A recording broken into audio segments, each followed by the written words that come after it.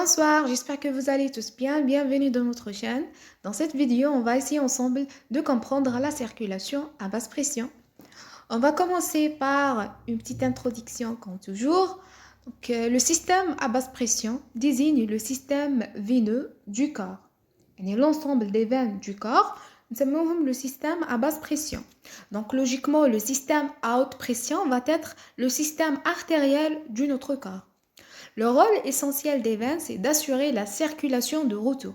C'est-à-dire, elles vont transporter le sang désoxygéné des tissus vers le cœur. Plus précisément, par l'intermédiaire des systèmes caves, et le sang va être pénétré dans l'oreillette droite afin d'assurer donc la circulation pulmonaire, ou bien ce qu'on appelle la petite circulation.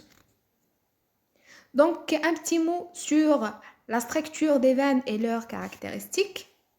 Une veine, elle est formée par trois tuniques de la profondeur vers la superficie.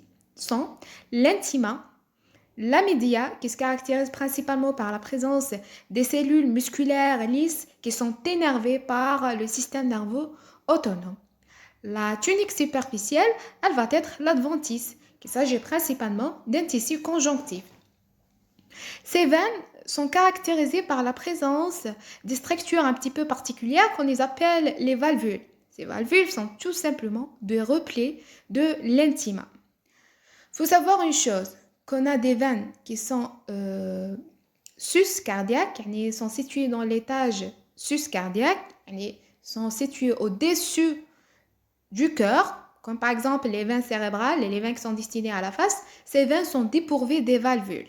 D'accord? Tandis que les veines de l'étage sous-cardiaque, qui sont situées au-dessous du cœur, sont pourvues de ces valvules. Le rôle principal de ces valvules, c'est d'assurer ou bien d'empêcher le retour du sang une fois qu'il est circulé dans un sens. D'accord? Dans un sens précis. D'accord? Et le sang qui yimchi un sens, donc ما يرجعش. C'est grâce à ces valvules. D'accord?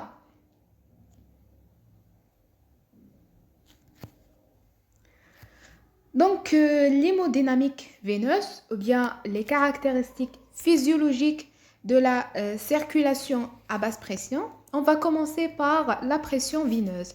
La pression veineuse, qui est une pression basse par rapport à la pression artérielle, donc elle dépend de la posture de l'individu et l'activité physique. Comment ça? Donc pour la posture de l'individu, un individu qui est accouché, un individu qui est en position debout, d'accord?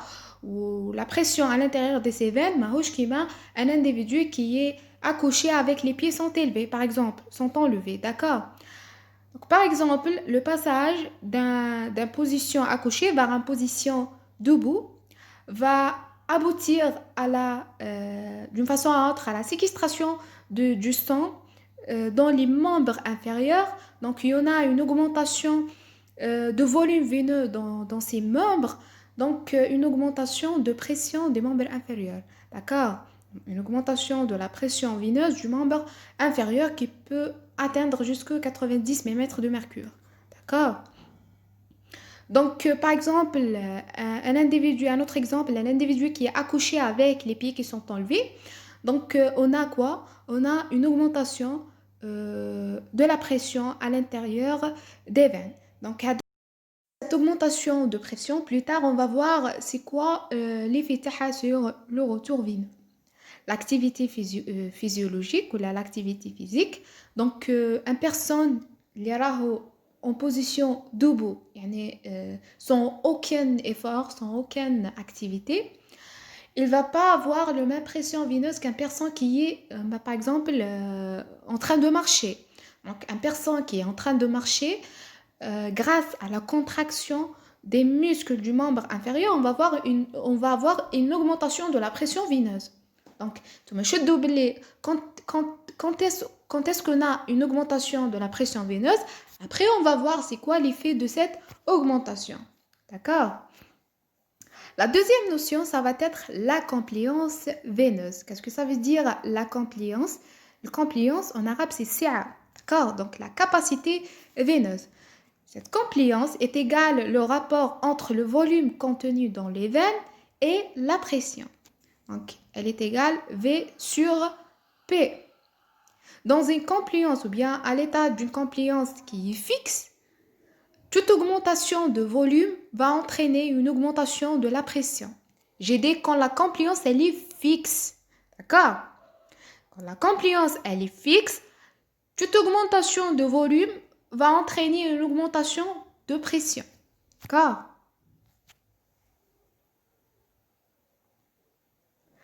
La troisième chose, c'est la vénomotricité. Donc, l'application ou bien la notion, l'effet de la compliance sur le volume et la pression. Donc, la vénomotricité, elle est obtenue principalement grâce à l'innervation du système nerveux sympathique. D'accord? Donc, lorsqu'on a une contraction des muscles lisses des veines qui sont situés au niveau de au niveau de la média, la tunique intermédiaire. Donc, la contraction des veines, je vais expliquer ici. La contraction des veines, donc sachant que ça, c'est une veine, elle a une compliance qui est fixe. Celle-là, donc, c'est une veine. On a une compliance fixe. Donc, la contraction des muscles lisses des veines grâce à l'innervation sympathique va aboutir à la diminution de la compliance. En ce sens, cette diminution de compliance, elle va avoir comme conséquence donc, la diminution de volume de sang qui est circulé à l'intérieur du veine. Donc, la diminution de volume va entraîner quoi? Une augmentation de pression. D'accord? Donc, la contraction des muscles lisses des veines, ils vont aboutir à la diminution de compliance.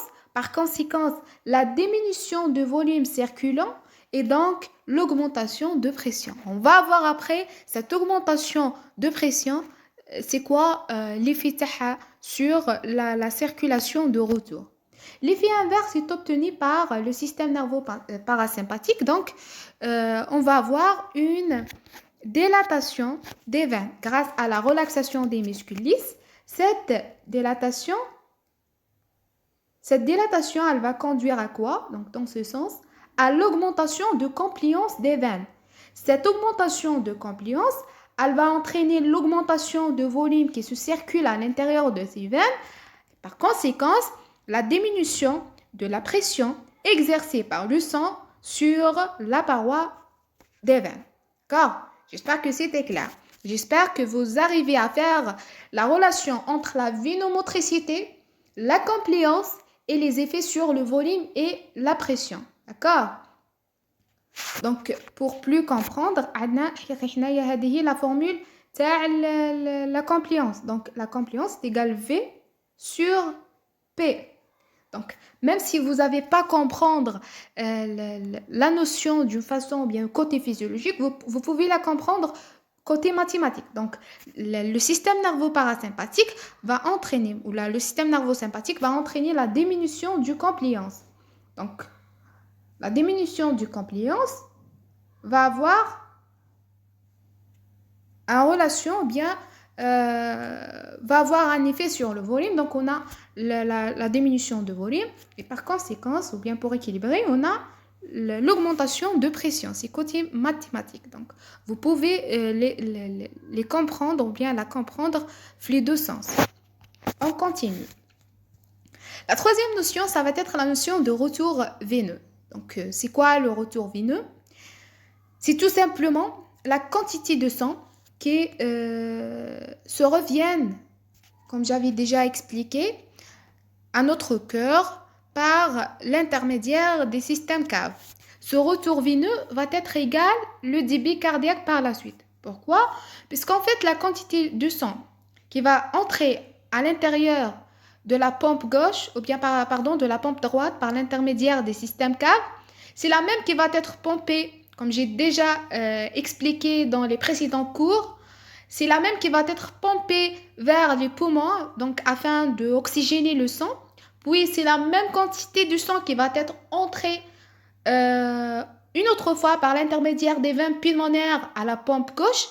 Et c'est la même quantité de sang qui va être, c'est le même volume de sang qui va être pompé par la suite vers la circulation systémique. Donc, d'une façon à autre, le même volume qui entre, c'est le même volume qui sort, d'accord? D'une façon à autre, le même quantité de sang qui est... donc, le même, donc, le retour veineux va être le même, le débit cardiaque, d'accord? Donc, le retour veineux, c'est quoi? Comme ici est écrit dans le diapositive. Donc, RV est égal QC. Retour veineux est égal le débit cardiaque. Donc, le débit du sang qui revient à l'oreillette droite est déterminé par delta P. Donc, c'est quoi delta P? C'est la différence entre la pression veineuse centrale et la pression veineuse périphérique. Donc, comment on va savoir la quantité de sang, ou bien on va estimer d'une façon à autre la quantité de retour veineux, d'accord? Et tout simplement, est-ce que ce retour veineux, ou bien par ce retour veineux, est-ce qu'on va voir une augmentation de débit cardiaque ou bien une diminution de débit cardiaque? Donc, c'est grâce à la delta P, qui est la différence entre la pression veineuse centrale. La pression veineuse centrale, c'est tout simplement la pression veineuse au niveau de l'oreillette droite ou bien au niveau des deux systèmes caves, d'accord? Et dans les conditions physiologiques, cette pression veineuse, elle est presque la même, la pression intrathoracique, d'accord? Donc, dans les conditions physiologiques, la pression veineuse centrale, نقدر نقولوا هي نفسها la pression intrathoracique. La pression veineuse périphérique, donc c'est la pression à l'intérieur du système veineux en général. Donc la formule mathématique, c'est delta P est égal PVP moins PVC. D'accord? Donc, on va bien comprendre ça avec les exemples. Donc, durant la marche, et grâce à la contraction des muscles du membre inférieur, plus précisément ou bien principalement les mollets, le triceps sural, on aura une compression, ou la contraction, elle va exercer une sorte de compression sur les veines, ou bien sur la paroi des veines. Cette compression, elle va conduire à la diminution de la compliance veineuse. Donc, on va appliquer les trois notions, la compliance, la venomotricité, la pression, etc. Donc, elle va conduire à la diminution de compliance, donc par conséquence, une diminution de volume de sang circulante, donc une augmentation de la pression. Donc, augmentation de la pression veineuse périphérique. Et comme la pression veineuse centrale est stable, donc dans les conditions physiologiques, elle est stable, donc par conséquence, l'augmentation de la pression veineuse périphérique, elle va avoir, ou bien elle va entraîner une augmentation de la différence de pression, ce qu'on appelle delta P. Et on a dit que le retour veineux est déterminé principalement par cette différence de pression. Donc, on aura une augmentation de retour veineux. Et comme le retour veineux est égal au débit cardiaque, donc on va essayer de mieux comprendre avec un autre exemple. Donc, durant une hémorragie signifie quoi? Une perte de sang, donc une hypovolémie. Mais est-ce que cette hypovolémie est avec une variation de compliance? Non. Au début d'une hémorragie, donc on a une hypovolémie. On bat l'organisme comme un réflexe afin de commencer les mécanismes de l'hémostase. Il va appliquer une vasoconstriction. D'accord? Les variations de compliance sont comme un réflexe de l'organisme. Mais les premiers instants, donc durant une hémorragie, on a quoi? On a une perte de sang. Donc une diminution de volume. Cette diminution de volume,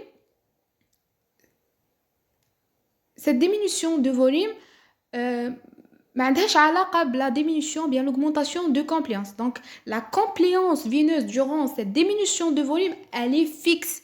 Et j'ai des toutes variations de volume va entraîner des variations de pression, c'est la compliance, elle est fixe. Donc, la diminution de volume va entraîner une diminution de la pression veineuse périphérique. Donc, la pression veineuse périphérique est diminuée, donc la différence de pression, elle va être diminuée. Et par conséquent, le retour veineux est diminué. Et donc, on aura une diminution de débit cardiaque. D'accord? GD, les premiers instants. Après, l'organisme, il va réagir. Mais je vais de débit cardiaque en diminution. D'accord? Ou la volémie en diminution. D'accord? Donc, la diminution de la volémie, on aura donc une diminution de la pression veineuse périphérique et par la conséquence, GD de retour veineux. Un autre exemple, en inspiration, donc durant une inspiration, on aura quoi?